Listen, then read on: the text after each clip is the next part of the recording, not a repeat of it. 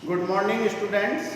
अपना टॉपिक चल रहा था प्राइमरी मेमोरी और उसमें मैंने आपको रैम और रोम है वो समझा दिया था। चार्ट में मैंने एक जगह लिखा था कि सीपीयू सपोर्टेड दो तरह की मेमोरी होती है।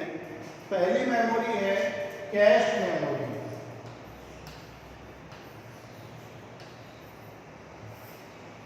कैश मेमोरी कैश मेमोरी के लिए ये कहा जाता है कि ये सबसे फास्ट मेमोरी है और इसको लगाने से कंप्यूटर की स्पीड है वो इम्प्रूव होती है और साथ ही साथ कंप्यूटर की परफॉर्मेंस है वो भी बढ़ती है। अब कैश मेमोरी क्यों लगाते हैं, कहाँ लगाते हैं, तो एक डायग्राम से मैं आपको समझाता हूँ। अपन ने जब ब्लॉक डायग्राम पढ़ा था तो मैंने बताया था कि सारे के सारे डेटा, सूचना, निर्देश सबसे पहले कहाँ आते हैं? प्राइमरी मेमोरी में।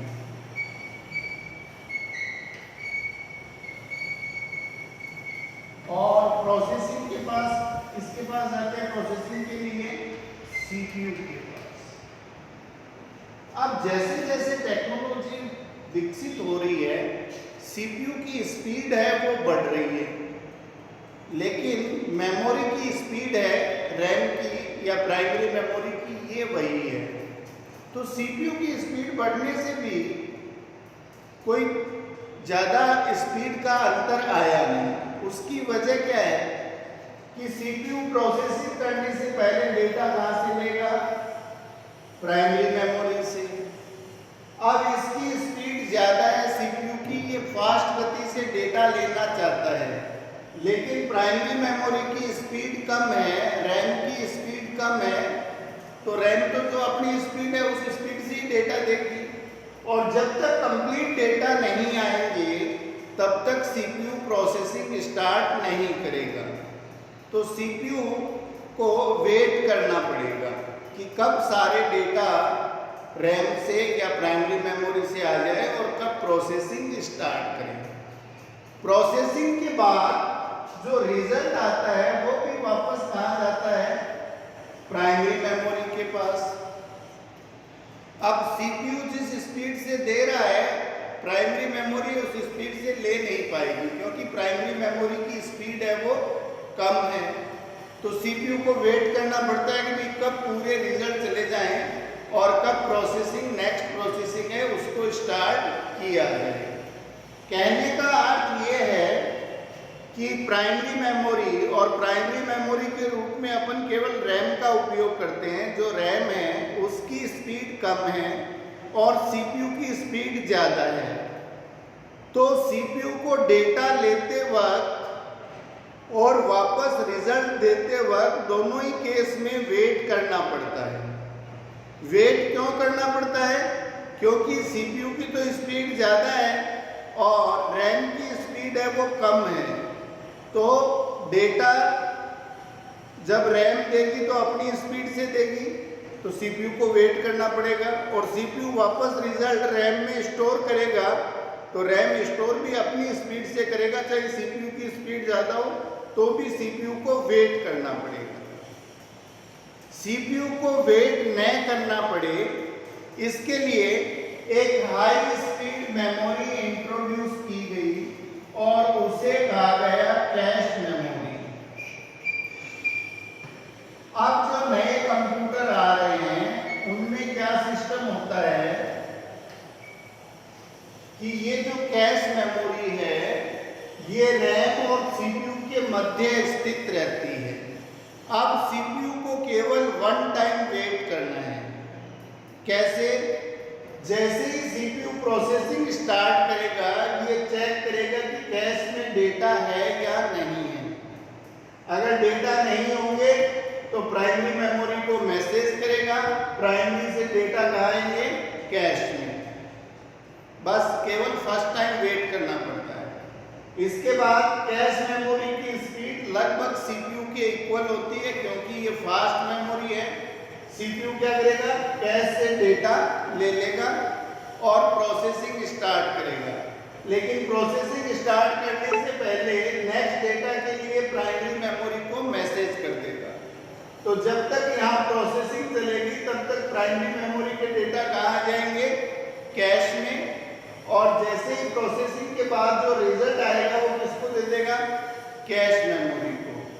और कैश से नए डेटा ले लेगा और ये रिजल्ट धीरे धीरे प्राइमरी मेमोरी में चला जाएगा।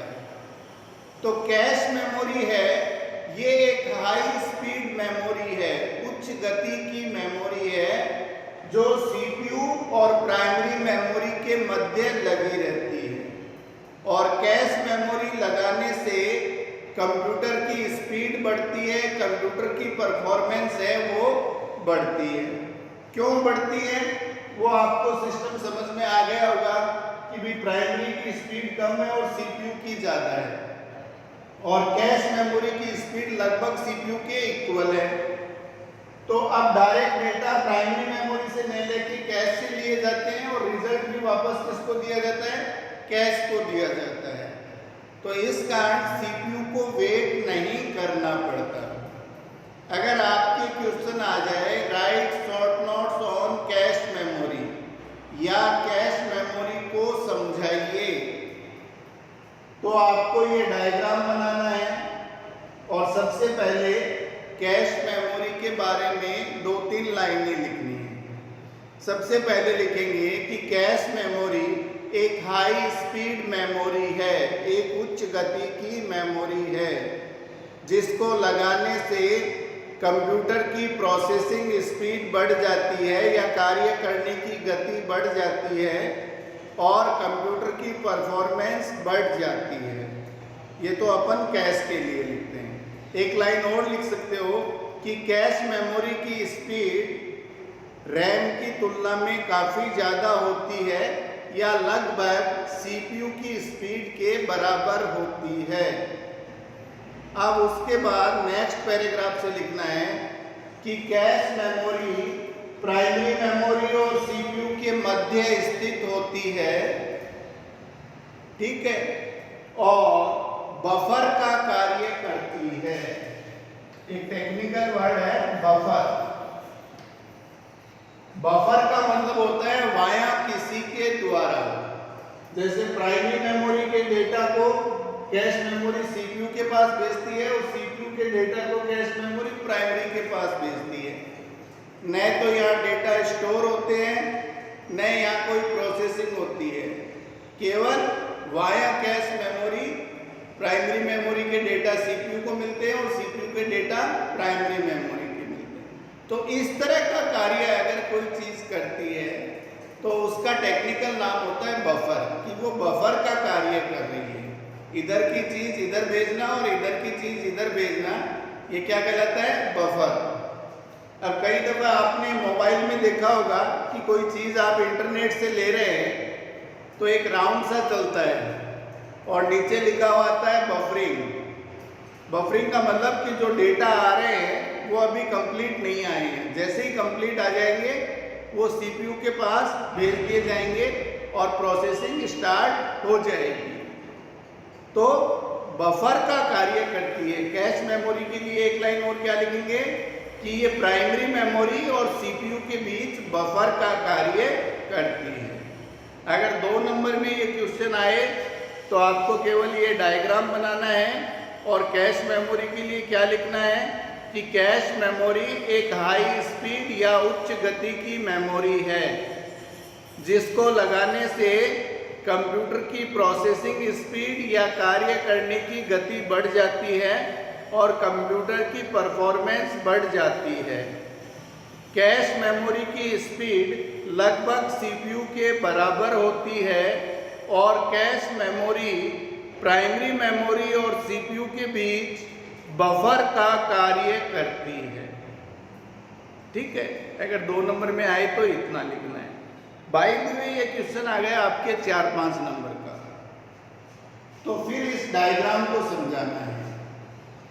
डायग्राम बना के आपको लिखना है कि सीपीयू प्रोसेसिंग से पहले डेटा लेता है प्राइमरी मेमोरी या रैम से और प्रोसेसिंग के बाद जो रिजल्ट है वो भी देता है किसको, रैम को। लेकिन रैम की स्पीड कम होती है और सीपीयू की स्पीड ज़्यादा होती है।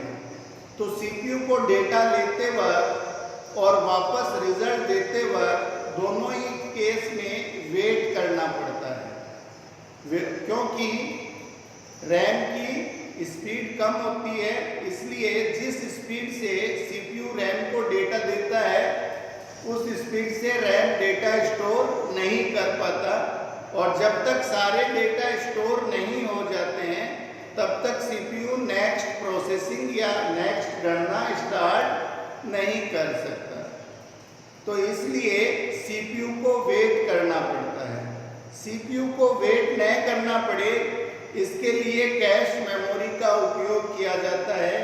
कैश मेमोरी एक हाई स्पीड मेमोरी है जो रैम और CPU के मध्य बफर का कार्य करती है, और कैश मेमोरी लगाने से CPU को आप वेट या इंतजार नहीं करना पड़ता, और इस कारण कंप्यूटर की स्पीड है वो बढ़ जाती है।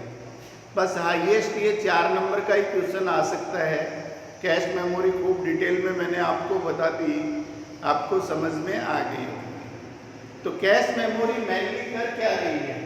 CPU को सपोर्ट कर रही है, इसलिए ये है तो प्राइमरी मेमोरी, इसका व्यवहार भी वही है। कौन सा? वॉलेटाइल। इसमें डेटा तभी तक स्टोर रहेंगे जब तक कंप्यूटर का स्विच ऑन है। जैसे ही ऑफ करते हैं कैश मेमोरी के डेटा भी स्वतः ही समाप्त हो जाते हैं। जो भी प्राइमरी मेमोरी के बारे में आपने लिखा है वो सब कैश मेमोरी के बारे में लिख सकते हो, क्योंकि कैश मेमोरी क्या है? प्राइमरी मेमोरी है, रैम की तरह ही मेमोरी है, लेकिन इसकी स्पीड ज़्यादा है।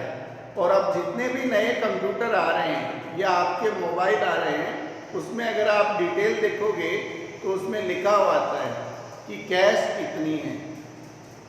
कुछ कंप्यूटर में तो कुछ CPU ऐसे आ रहे हैं जिसमें इंटरनल कैश होती है, CPU के अंदर ही कैश मेमोरी होती है, और कुछ कंप्यूटर में बाहर से अपने को कैश मेमोरी लगानी होती है। तो कैश मेमोरी के स्लॉट होते हैं मदरबोर्ड के अंदर, उसमें अपन कैश मेमोरी को लगा सकते हैं।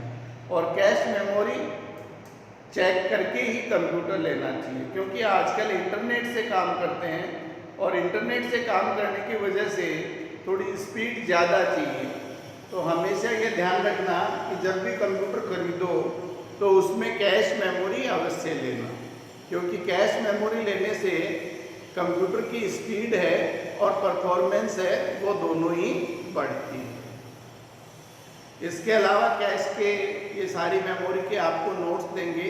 एक दफ़े ये ऑनलाइन क्लास में समझाया जा रहा है, अच्छे ढंग से समझ में आ गया होगा। और फिर भी अगर कोई प्रॉब्लम हो तो आप लोग ग्रुप में पूछ सकते हैं। तो पहली जो CPU सपोर्टेड मेमोरी थी वो तो थी कैश, और दूसरी CPU सपोर्टेड मेमोरी है वो है रजिस्टर।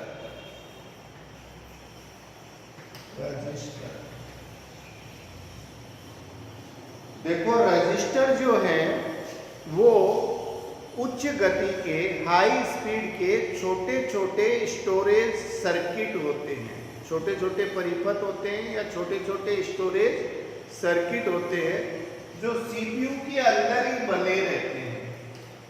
CPU के अंदर ही बने रहते हैं, और CPU उनका यूज प्रोसेसिंग में करता है। क्या यूज होता है? जैसे कोई प्रोसेसिंग चल रही है A+B और उसका रिजल्ट आया C। ये रिजल्ट इसी प्रोसेसिंग में आगे जाके कहीं F से मल्टीप्लाई होना है।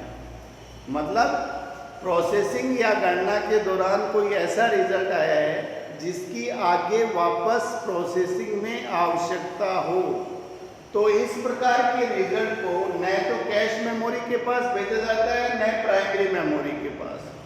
CPU के अंदर छोटे छोटे स्टोरेज सर्किट होते हैं जिनको रजिस्टर कहते हैं। उनको रजिस्टर में कुछ समय के लिए स्टोर कर लिया जाता है, और जब आवश्यकता होती है तो वापस इसी से ले लेते हैं।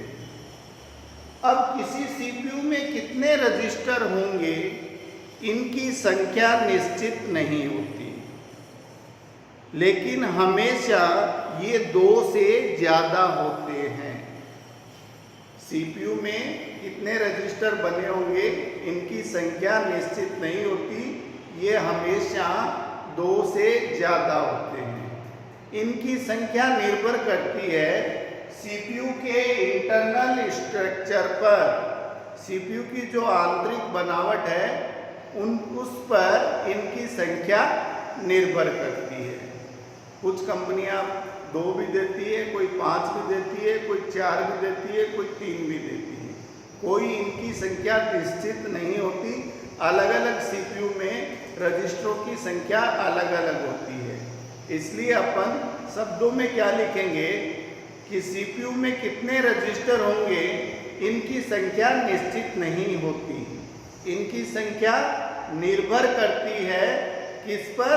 सीपीयू की आंतरिक बनावट पर, सीपीयू के इंटरनल स्ट्रक्चर पर डिपेंड करता है कि नंबर ऑफ रजिस्टर कितने होंगे। पहली चीज क्लियर है। दूसरा, ये जो रजिस्टर होते हैं इनको नाम जो दिया जाता है वो दिया जाता है अकॉर्डिंग टू वर्क। जैसा ये काम करते हैं उसी के अनुसार इनको नाम दिया जाता है। फॉर एग्जाम्पल, जो रजिस्टर इस प्रकार के रिजल्ट का, जो अभी मैंने एग्जाम्पल बताया कि a + b जोड़ा और रिजल्ट आया c, ये रिजल्ट आगे कहीं जाके फिर इस प्रोसेसिंग में f से गुणा होना है। तो इस प्रकार के रिजल्ट को जो रजिस्टर स्टोर करता है उसको बोलते हैं स्टोरेज रजिस्टर। ठीक है, अभी मैंने क्या बताया कि रजिस्टर का जो नामांकन होता है, रजिस्टर को जो नेम दिया जाता है वो कार्य के अनुसार दिया जाता है, अकॉर्डिंग टू वर्क दिया जाता है। तो जो रजिस्टर रिजल्ट स्टोर करने का काम करते हैं वो क्या कहलाएंगे? Storage register. जो रजिस्टर एड्रेस स्टोर करने का काम करते हैं, कोई रजिस्टर है जो एड्रेस रखता है उसको बोलते हैं एड्रेस रजिस्टर। और जो रजिस्टर इंस्ट्रक्शन रखता है, निर्देश रखता है, उसको कहते हैं इंस्ट्रक्शन रजिस्टर। तो ये जो रजिस्टर का नामांकन होता है ये इनके कार्यों के आधार पर होता है। जो जैसा काम करता है वही उसका नाम है।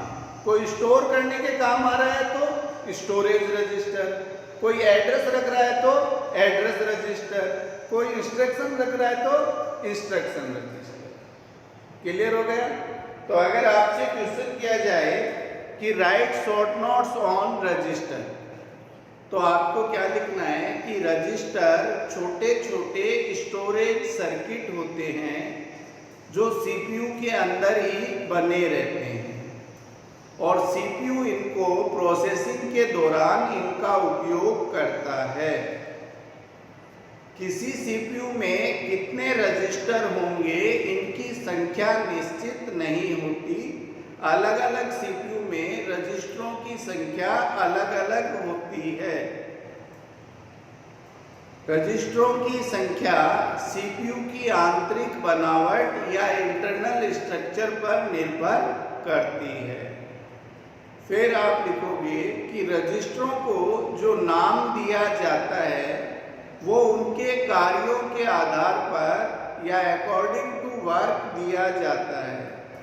जो रजिस्टर स्टोर करने का कार्य करता है उसको स्टोरेज रजिस्टर कहते हैं। जो रजिस्टर एड्रेस रखता है उसको एड्रेस रजिस्टर कहते हैं और जो रजिस्टर इंस्ट्रक्शन रखता है उसको इंस्ट्रक्शन रजिस्टर कहते हैं।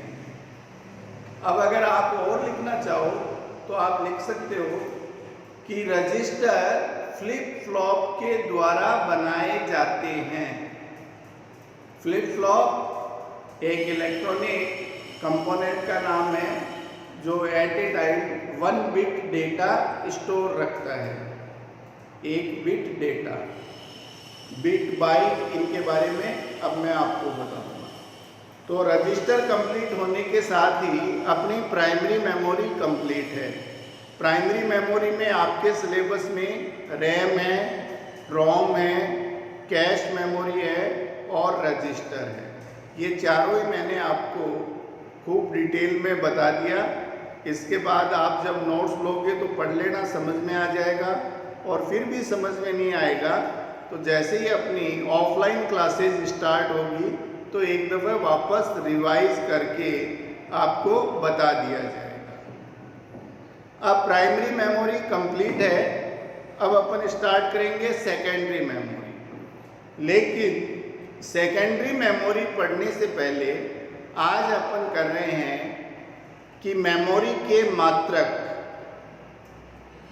जैसे तोलने के मात्रक क्या है, ग्राम है, किलोग्राम है, क्विंटल है, वैसे ही जब मेमोरी में डेटा स्टोर करते हैं तो उसके भी अलग अलग मात्रक होते हैं, अलग अलग यूनिट होती है। तो ये यूनिट या मात्रक क्या है, अब अपन इसको पढ़ते हैं। मेमोरी की सबसे छोटी यूनिट वो होती है बिट। देखो ये तो आप सभी को पता होगा कि कंप्यूटर में जो डेटा स्टोर होते हैं वो होते हैं 0 और 1 में। कंप्यूटर में जितने भी डेटा स्टोर होते हैं किस रूप में होते हैं, या तो 0 होता है या 1 होता है। और 0 1 को ही इलेक्ट्रॉनिक फॉर्मेट में बदलते हैं। तो एक दफ़ा तो पल्स आएगी तो 1 है, एक दफ़ा पल्स नहीं आएगी तो 0 है। तो 0 और 1 मेमोरी की सबसे छोटी यूनिट है और इसको कहते हैं बिट, BIT, बिट। तो मेमोरी की सबसे छोटी यूनिट क्या है, बिट। और बिट का मतलब क्या है, 0 और 1। और जब 8 बिट मिलते हैं, ये 0 1 के 8 ग्रुप बनेंगे तो क्या बनेगा, 1 बाइट।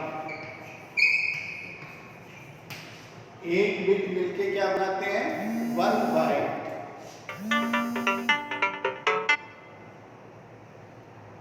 8 बिट मिलेंगे तो क्या बनेगा, 1 बाइट। अब देखो कि अपना वेट के अंदर तो मात्रक चलता है 10 की पावर से, लेकिन यहाँ केवल 2 ही संख्या है, 0 और 1। तो यहाँ मात्रक चलता है 2 की पावर 10 से। और 2 की पावर 10 को जब अपन सोल्व करते हैं तो आता है 1024। ठीक है। तो जब 2 की पावर 10 या 1024 बाइट मिलते हैं तो बनता है 1 किलो बाइट।